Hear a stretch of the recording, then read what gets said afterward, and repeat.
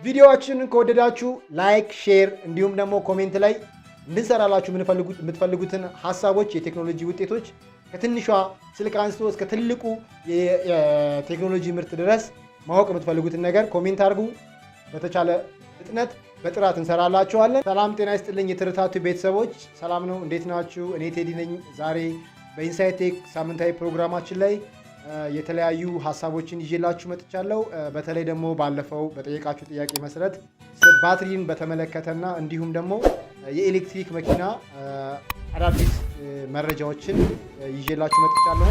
ያው እንደሚታወቀው እኛ ሀገር ላይ የኤሌክትሪክ መኪና በጅማሮ ደረጃ ያለ ነገር ቢሆንም ዓለማችን ላይ ኤክስፒሪየንስ እያደረጉ ያሉት ሀገሮች ግን ውጤቱ በጣም አሪፍ እንደሆነ በተለያየ ሚዲያም ያው እያየን ነው፣ እየሰማን ነው። ነገር ግን ወደኛ ሀገር ስንመጣ ያው እንደምታውቁት ማህበረሰባችን ብዙ ጊዜ ወይም እኛ ኢትዮጵያውያን ብዙ ጊዜ አዲስ ለሆነ ነገር ለመቀበል በጣም ስጋት አለን ወይም ደግሞ ስለዛ ነገር በቂ መረጃ ስለማይኖረን ብዙ ጊዜ ስጋቶች ይኖሩብናል። ምክንያቱም ያ ነገር መጥቶ እኛ ሀገር ወይም ደግሞ ቴክኖሎጂው መጥቶ እኛ ሀገር እንጠቀምበታለን ወይም ደግሞ ከኛ ሀገር ከምንፈልገው ቆይታ ወይም ዱራቢሊቲ አንጻር እንዲሁም ሌሎች ጉዳዮች አንጻር ካለን መረጃ አንጻር እንጠቀምበታለን የሚለው ነገር ብዙ ጊዜ የብዙዎቻችን የመረጃ እጥረት ምክንያት የሚፈጠር ስጋት ነው እና እንዲሁም በተወሰነ ደረጃ በተለይ ደግሞ ይሄ በኤሌክትሪክ መኪና ዙሪያ ላይ አሁን ላይ በጣም የተለያዩ መረጃዎች እየተለቀቁ እያየን ነው። በተለያዩ ሶሻል ሚዲያዎችም የምናየው ነገር ነው። ግን ብዙውን ጊዜ የምናየው ነገር ወይም ደግሞ ብዙውን ጊዜ ከነዚህ መረጃዎች እያየን ያለነው ነገር እኛን ቴክኖሎጂን ፕሮሞት ለማድረግ ወይም ደግሞ ቴክኖሎጂን ደፍረን እንድንጠቀም የሚያደርጉን ነገር አለ። ይሄ ደግሞ በተለይ ደግሞ ቴክኖሎጂው ቅርብ ነን እናውቃለን የሚሉ ሰዎች ለራሳቸው ጥቅም ሲሉ የሚፈጥሯቸው አላስፈላጊ ወሬዎች ብዙዎቹን ወደ ቴክኖሎጂ መጠቀም ወይም በተለይ ደግሞ ይሄ ኤሌክትሪክ መኪና ለመግዛት እንዳንደፍር አልሆናል እና ይሄ ነገር መቀየር አለበት። ምክንያቱም የኤሌክትሪክ መኪኖች ከምናወራላቸው ሊሚቴሽን ወይም ደግሞ ከምናወራላቸው ያጠቃቀም ወይም ደግሞ ጉዳት አላቸው ብለን ከምናወራላቸው ይልቅ ጠቀሜታቸው በጣም የበዛ ነው እና ማናችንም ብንሆን እነዚህን ነገሮች በደንብ ማወቅ አለብን። በተለይ ስለ ኤሌክትሪክ መኪና አዌርድ መሆን አለብን እና እነዛን ነገሮች ማወቃችን በኤሌክትሪክ መኪና ዙሪያ ያለንን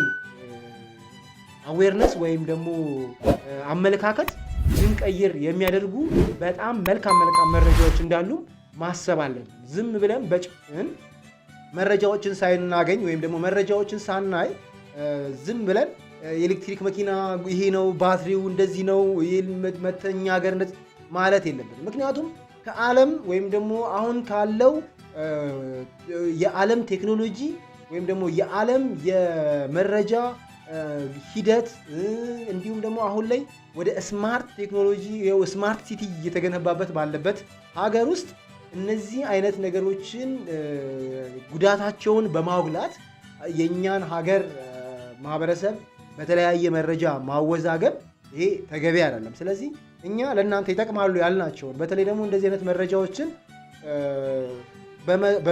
ለእናንተ በመንገር እናንተ በኤሌክትሪክ መኪና ዙሪያ ያላችሁን አስተሳሰብ የምትቀይሩባቸውን እንዲሁም ደግሞ የተሻለ እይታ እንዲኖራችሁ የሚጠቅሙ መረጃዎችን ነው ይዘንላችሁ የመጣ ነው እና ኤሌክትሪክ መኪኖች እንደነገርኳችሁ ወይም ደግሞ ባለፉት ቪዲዮዎች ላይም ለመግለጽ እንደሞከር ነው ካላቸው ጥቅምና እንዲሁም ደግሞ ከሚሰጡት አገልግሎት አንጻር ከነዳጅ መኪኖች በተሻለ ቀድመው ነበር መመረት የነበረባቸው። ያው እኛም ደግሞ ይሄንን ቴክኖሎጂ በስፋት እንድንጠቀመው የሚያደርገን እድል ተፈጥሯል። ስለዚህ ይህንን እድል ተጠቅመን ነው ወደ ሀገራችን ማስገባት ያለብን። ለምሳሌ እንዳያችሁት የኤሌክትሪክ መኪና ምርቶቻቸው ሲመረት የነዳጅ መኪኖች ከሚያደርሱት ጉዳት አንጻር ዜሮ ነው። ወይም ደግሞ ይሄ ከአየር ብክለት አንጻር ሊሆን ይችላል፣ ከአካባቢ ብክለት አንጻር ሊሆን ይችላል፣ ከወጪ ሊሆን ይችላል፣ እንዲሁም ደግሞ በዋጋም ጭምር የነዳጅ መኪኖች ከሚያስወጡን ወይም ደግሞ ከምንመድብላቸው ዋጋ ወይም ከምንተምንላቸው ዋጋ በታች የኤሌክትሪክ መኪኖች ተተምኖ ነው ያለው ገበያ ላይ። ስለዚህ ይሄ ደግሞ በተለይ ለኛ ለታዳጊ ሀገሮች በጣም ሊበረታታ የሚገባ ሀሳብ ነው። ኢንፍራስትራክቸሮቹን እናሟላ ብንል የሚፈጁት ወጪ በጣም አናሳ ነው። ስለዚህ ባለፈው ቪዲዮ ላይም የባትሪን እንዴት ቻርጅ እናደርጋለን፣ በቀላሉ ስቴሽኖችን እንዴት ማቋቋም ይችላል የሚል ሀሳብ አንስተን በቀደመው ቪዲዮችን ላይ አውርተናል። ስለዚህ ይሄ ነገር ወደ ሀገራችን ባይበልጥ እንዲሁም አሁን ላይ የተሰራበት ካለበት በተሻለ መልኩ ፕሮሞት መደረግ አለበት። ሌሎች ሀገሮችን ስታዩ ሌሎች የነዳጅ መኪኖችን ከገበያም ጭምር አውጥተው ሙሉ በሙሉ ወደ ስማርት ሲቲ እየቀየሩ ከተሞቻቸውን። በዚህ ስማርት ሲቲ ውስጥ ደግሞ የኤሌክትሪክ መኪኖች ሚና በጣም ከፍተኛ ነው። ስለዚህ ወደዛ አጠቃቀም ውስጥ ገብተዋል። ስለዚህ እኛ ወዴት እየሄድን ነው? ዛሬ ላይ እኛ ሀገር እየተነዳ ያለው የ85 የ93 የ2000 መኪና ነው። በሚሊዮን እየተገዛ በሚሊዮን ቤቶች ውስጥ እየተገዛ ይህንን መኪና ነው እየነዳን ያለ ነው። ይህንን መኪናም ነው እንድንገዛ እያደረጉን ያለው። እጃቸው ላይ ያለው መኪና ነው ለእኛ እንድንገዛ ወይም እንድትገዟቸው ሲሉ እንደዚህ አይነት የተሳሳተ መረጃ እያሰራጩ ያሉ። እናንተ ደግሞ አሁን ላይ ባለው ቴክኖሎጂ ላይ እምነት ሊኖራችሁ ይገባል። ወይም ደግሞ እኛ በተለይ እኛ ታዳጊ ሀገሮች አሁን ላይ ባለው የቴክኖሎጂ ምርት እምነት ሊኖረን ይገባል። ምክንያቱም አድቫንስድ በሆነ ደረጃ ነው ቴክኖሎጂ ራሱ። እንደ ድሮ የራሱ የሰፋ ሊሚቴሽን ምናምን ገደብ የለው። ምርቱ ሲመረት አድቫንስድ በሆነ ቴክኖሎጂ ነው የሚመረተው። እንዲሁም ሌሎች ተጓዳኝ የሆኑ ጥቅሞችን ጭምር ከግምት አስገብተው ነው እየተመረቱ ያሉት። ስለዚህ በዚህ ዙሪያ ወይም በኤሌክትሪክ መኪና ዙሪያ የምትሰሟቸው የተሳሳቱ መረጃዎች እናንተን ኤሌክትሪክ መኪና ላይ ያላችሁን ፍላጎት ሊቀንሱ አይገባም። መቼም ቢሆን አንድ ሰው የኤሌክትሪክ መኪና ሲገዛ መቼም እንደማይከስር ወይም ደግሞ በዛ ኤሌክትሪክ መኪና ምክንያት የሚያጣው ነገር የለም። ወደፊት ጭራሽ በጣም ተጠቃሚ እየሆነ ነው የሚሄደው። ምክንያቱም የአንድ የነዳጅ መኪና ሲመረት ከዛ በኋላ የነዳጅ መኪናው ላይ አድ ልናደርግ የምንችለው ነገር የለም። ኦልሬዲ ምርቱ ከተመረተ ከዛ በኋላ ፋብሪካ ወዴት ሄዳል? ወደ አዲስ ምርት ሄዳል። ያለውን ማቴሪያል ተጠቅመን መጨረሻ ላይ መኪናውን መጣ ነው። በኤሌክትሪክ መኪና ዙሪያ ግን ስንመጣ እንደዛ ብሎ ነገር የለም። አንድ ለምሳሌ ቮልክስዋገን ID3 ID4ን አምርቷል። ይሄ ID3 ሁሌም ዘመናዊ ሆኖ ነው የሚቀጥለው። ምክንያቱም ይሄ መኪና ላይ የሚመጡት ቴክኖሎጂዎች የኤሌክትሪክ ቴክኖሎጂዎች በሙሉ አድኦን መሆን ይችላል፣ መጨመር ይችላል፣ ማዘመን ይቻላል። ስለዚህ አሁን ላይ ዓለማችን በኤሌክትሪክ መኪና ዙሪያ ያላት እሳቤ ይሄ ነው። በተለይ ደግሞ በባትሪ ጉዳይ ላይ የተነሳው ሀሳብ ብዙዎቻችሁ ዳይላማ ውስጥ እንደከተታችሁ ይሰማኛል። ወይም ደግሞ ይሄ የመወላወል አይነት ነገር ውስጥ እንደከተታችሁ ይሰማናል እንደ ትርታቴው። ይሄ ደግሞ ፍጹም የተሳሳተ ነገር፣ ኤክስትሪምሊ ስህተት ነው። የኤሌክትሪክ መኪና በባትሪ ደረጃ ሊሚቴሽን አለው። አዎ፣ ግን ጊዜያዊ ነው። አሁን ላይ ባለው ሁኔታ ጊዜያዊ ነው። በተለይ ደግሞ እንደ ከተማ እንጠቀምበት ካልን አሁን ላይ ያለው ምርት በኤሌክትሪክ መኪና ዙሪያ ያለው ምርት ለከተማ አጠቃቀም ከሆነ ኦልሞስት ከ75% በላይ ፍላጎታችንን ሊያሟሉ የሚችሉ የባትሪ ደረጃዎች ነው ያሉ። እስቲ ስለ ባትሪ አንዳንድ ነገር ልበላችሁ። እስቲ ምን ያህል ታስቧል? ባትሪ ቴክኖሎጂ ላይ ዓለማችን ላይ ያሉ የመኪና አምራቾችም እንዲሁም የባትሪ አምራቾች ያወጧቸውና የደረሱበት ደረጃ የት ነው ብለን ስናስብ አሁን ላይ የኤሌክትሪክ መኪና ለመግዛት እንሽቀዳደማለን በእርግጠኝነት ነው። ለምሳሌ አሁን ላይ ባለው ደረጃ እንኳን አሁን በዚህ በአጭር ጊዜ ውስጥ ዓመት ባልሞላ ጊዜ ውስጥ የኤሌክትሪክ መኪኖች የምርት ደረጃቸው በጣም ተጧጡፏል ወይም በጣም በሰፊ ደረጃ እየተመረቱ ነው ያሉት። ይህን ተከትሎ በዛው ደረጃ እኩል ለእኩል የባትሪም የማዘመን ደረጃ ምን ይመስላል የሚለውን ላሳያችሁ። ለምሳሌ አሁን ላይ ባለው ደረጃ መኪኖች የሚጠቀሙት የባትሪ ደረጃ ሊቲየም አዮን ባትሪ ነው ወይም ሊቲየም ፎስፌት የምንለው የባትሪ ደረጃ ነው ይጠቀሙ። ይህንን እንኳን ባትሪ በዚህ ዓመት ባልሞላ ጊዜ ውስጥ ምን ያህል አዘምኖታል ብለን ስናይ ኖርማሊ የሊቲየም አዮን ባትሪ የሚሰራው ያው በውስጡ ግራፋይት ነው የሚጠቀመው ማቴሪያል ወይም ግራፋይት የተሰኘ ማቴሪያል አለው ውስጡ። ያ ደግሞ የባትሪ የመያዝ አቅሙን ከሌሎች ከአሲድ ባትሪ ወይም ከሌሎች የባትሪ አይነቶች የተሻለ ያደርገዋል። አሁን ላይ ደግሞ በተለይ ደግሞ ይሄ ሲላ የሚባል ካምፓኒ አሁን በቅርብ ያወጣው የባትሪ ቴክኖሎጂ በጣም የሚያስገርም ነው። ይሄንኑ ሊቲየም አዮን ባትሪ ምን አድርጎ ነው ያዘመነው? ኖርማሊ ግራፋይት የሚሰኘው ይሄ በባትሪ ውስጥ የሚገኘው የጥቁሩ ፓርት ወይም ደግሞ ብዙዎቻችን የምናውቀው ወይም ደግሞ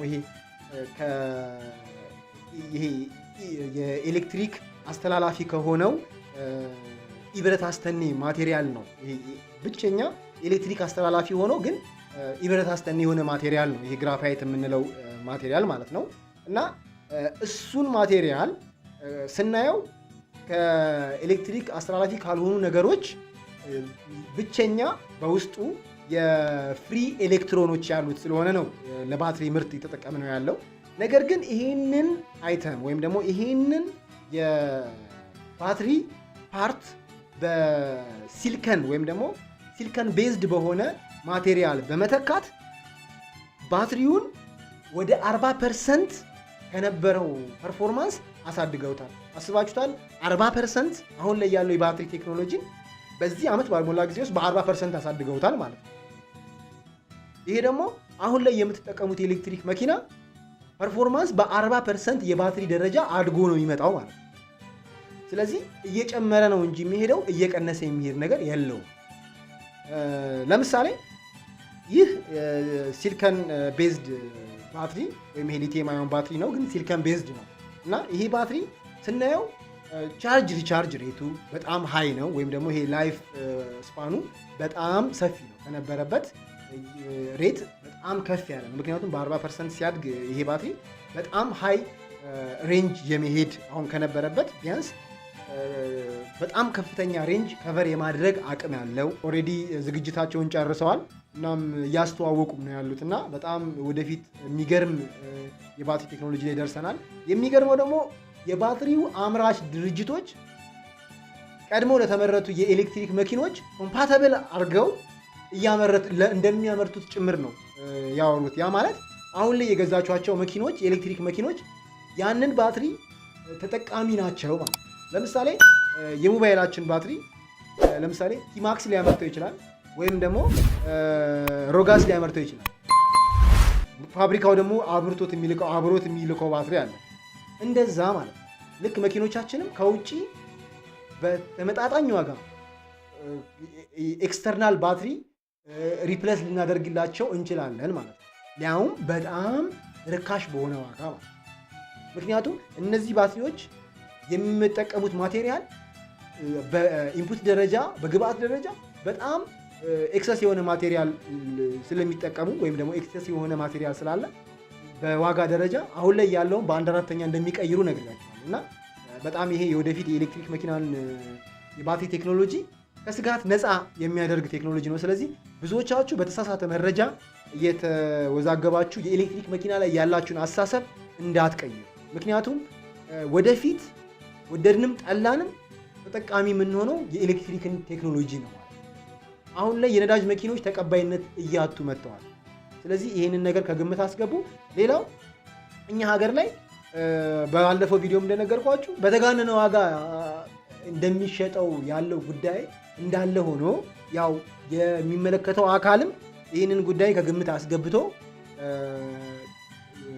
ጉዳዩን ቢያጤነው እኛም እንደ ትርታ ቲዩብ እንመክራለን። ስለዚህ አዌርነሳችሁ ወይም ደግሞ አመለካከታችሁ በባትሪ ላይ በተለይ ያላችሁ ሰዎች ምንም ጥርጣሬ አይገባችሁ። መጪው ጊዜ ከኤሌክትሪክ ቴክኖሎጂ ጋር በጣም የተሻለ ነው ማለት እና እንደነገርኳችሁ ባለፈው የተለያዩ ቪዲዮዎች ስለ ኤሌክትሪክ መኪና ፓርቶች አንዳንድ ጠቀሜታቸውንም ጭምር አንስተን ባለፈው ቪዲዮ ላይ ለቀንላችኋል። በእርግጠኝነት በቀጣይ የኤሌክትሪክ መኪና የኤሌክትሪክ ሲስተም ፓርቱ ምን ይመስላል የሚለውን ይዘን እንመጣለን። በተለይ ደግሞ የኤሌክትሪክ መኪና ያው የኤሌክትሪክ ፓርቱ በሶስት የሚከፈል ፓርት አለው። ስለ ሃይ ቮልቴጅ ፓርቱ፣ ስለ ሎ ቮልቴጅ ፓርቱ እንዲሁም ደግሞ ስለ መልቲፕል ኬን ኔትወርክ ሲስተሙ የተለያዩ የኤሌክትሪክ ፓርቶቹ እናወራለን። እንዲሁም ደግሞ የባትሪ ፓኩ እንዴት ይመረታል፣ እንዴትስ ሪፕለስ መደረግ ይችላል፣ በውስጡስ ምን አይነት የሊቲየም አዮን ባትሪዎች ወይም ደግሞ ሞጁሎች ይዘዋል፣ እነዛ ሞጁሎች ውስጥ እያንዳንዳቸው እንዴት ነው ጥቅም ላይ የሚውሉት፣ እንዴት ይገናኛሉ የሚለውን ዲቴል መረጃ ይዘንላችሁ እንመጣለን። ከምርጥ ቪዲዮ ጋር ይዘንላችሁ እንመጣለን። ከትርታ ቲዩብ ኢንሳይት ቴክ ፕሮግራማችን ለዛሬ ይዤላችሁ የመጣሁት ፕሮግራም በዚሁ ተጠናቋል። ቴዲ ነኝ። አመሰግናለሁ።